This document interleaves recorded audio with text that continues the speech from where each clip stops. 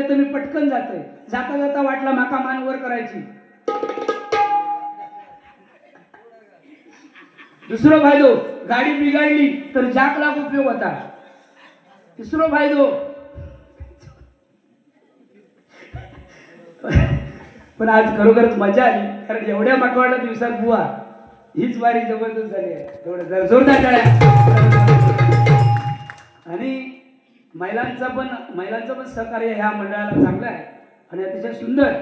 कारण जे बाहेर लोक होते ते सगळे आता घरी गेलेले आहेत.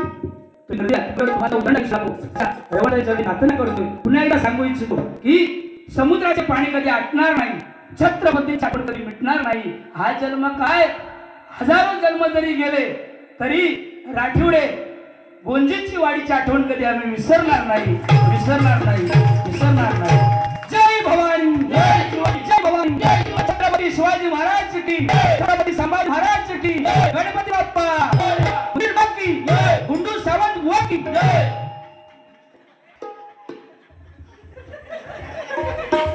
गणपतीला आपण साकडं घालूया की तुमची जी काही इच्छा मनोकामना रवळनाथाला आणि गणरायाला सांगूया की इच्छाची काय मनोकामना असेल ती पूर्ण कर महाराजा. बुवानी सांगितलं 40-45 वय आता होय तिला तरी पण लग्न जमत नाही. बुवानी सांगितलं आणि काय अपेक्षा जास्त करू नका.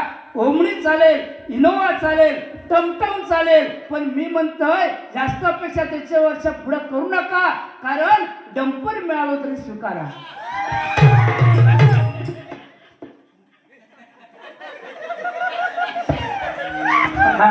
हे पेटी फॅन साधारण बरोबर आज पेरी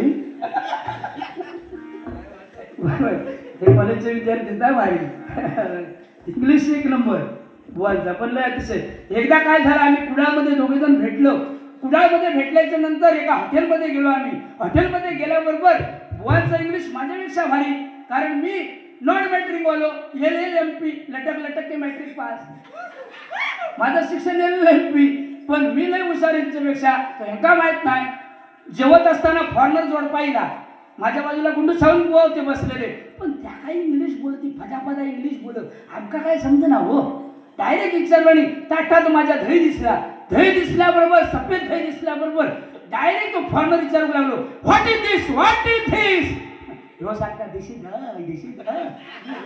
अरे पण मी होतोय थय त्याचा काय डायरेक्ट दिशी थय म्हणू लागलो. काय म्हणतं ते का माहित नाही पण साधारण आता शिकलो आता माहिती आहे.